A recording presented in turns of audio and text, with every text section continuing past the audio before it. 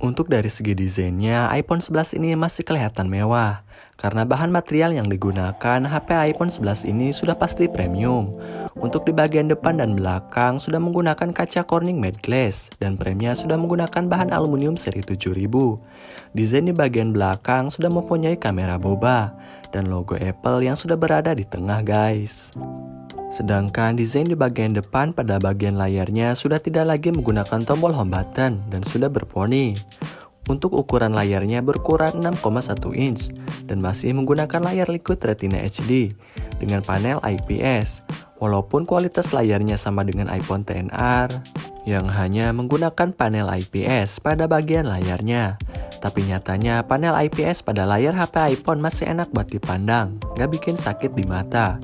Dan juga untuk desainnya, kalau menurutku desain dari iPhone 11 ini belum ketinggalan zaman. Apalagi dengan kamera bobanya yang bisa dibilang masih kekinian. Untuk warnanya itu sendiri ada 6 warna yang kalian bisa pilih. Ada yang warna hitam, warna hijau, kuning, ungu, merah, dan putih. Sedangkan untuk dari segi performanya, iPhone 11 ini masih terbilang cukup kenceng buat dipakai di tahun ini. Mungkin ini wajar karena dari dukungan dari chipsetnya yang sudah menggunakan chipset A13 Bionic. Walaupun chipset yang digunakan terbilang jadul, tapi nyatanya buat bermain game masih lancar-lancar saja. Dan RAM-nya itu sendiri sudah menggunakan RAM 4GB. Dan untuk memori internalnya terdapat beberapa pilihan kapasitas penyimpanan. Ada yang 64GB, 128GB, dan 256GB. Untuk aktivitas berat seperti editing video dan bermain game berat, iPhone 11 ini masih bisa diandalkan. Sedangkan untuk updatean iOS-nya, iPhone 11 ini diperkirakan hanya bisa mentok menerima updatean iOS di iOS 18 saja. Karena biasanya pihak Apple hanya akan memberikan updatean iOS ke HP iPhone tersebut sebanyak 5 kali saja.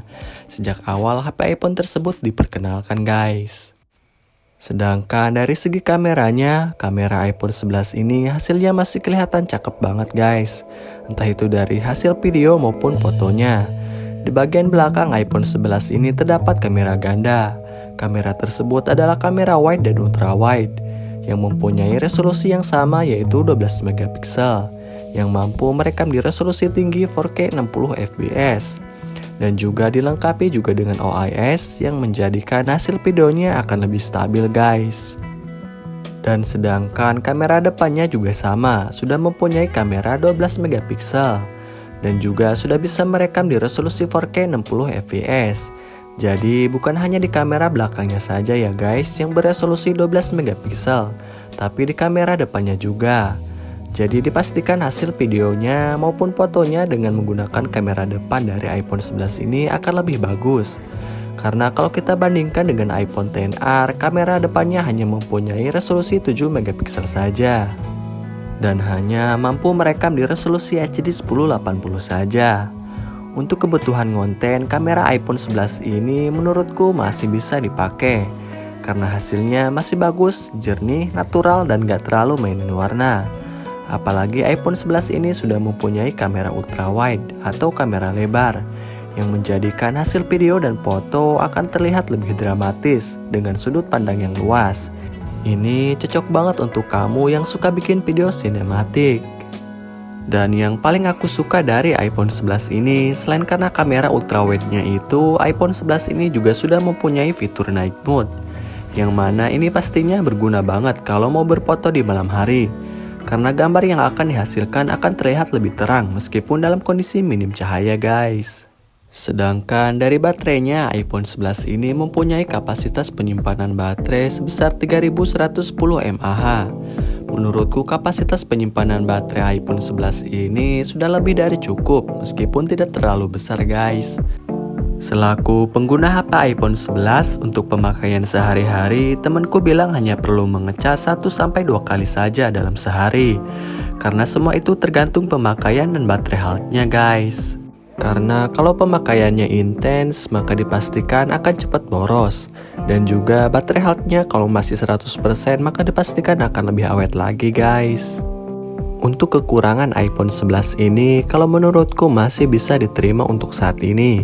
Tapi kalau misalkan iPhone 11 ini dipakai buat beberapa tahun ke depan, kalau menurut saran aku pribadi, kalau ada budget lebih mending aku saranin minimal beli iPhone 12 ke atas saja. Karena iPhone 11 diperkirakan hanya mentok bisa menerima updatean iOS di iOS 18 saja. Tapi bukan berarti iPhone 11 ini sudah tidak lagi bisa dipakai ya guys.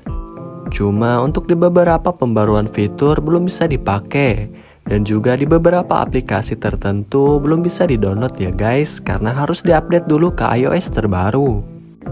Dan juga kekurangan pada iPhone 11 ini belum mempunyai jaringan 5G. Yang mana jaringan 5G ini pastinya kedepannya bakalan dipakai menggantikan jaringan 4G.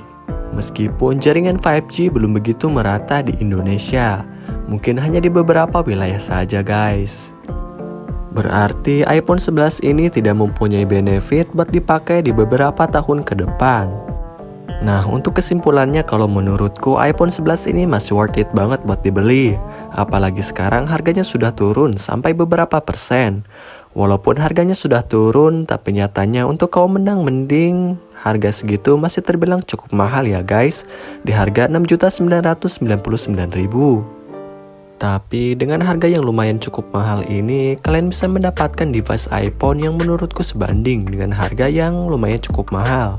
Mulai dari kualitasnya yang the best banget, seperti mulai dari kamera, performa, dan yang lainnya.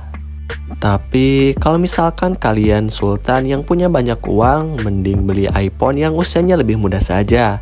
Karena pastinya performa maupun updatean iOS-nya bakalan bisa dipakai dalam jangka waktu beberapa tahun ke depan. Nah oke guys, mungkin video kali ini sampai di sini saja. Dan terima kasih untuk kalian yang sudah menonton video aku ini dari awal sampai akhir. Dan jangan lupa untuk selalu bantu supportnya ya guys, dengan cara ketik like, komen, dan subscribe. See you on my next video.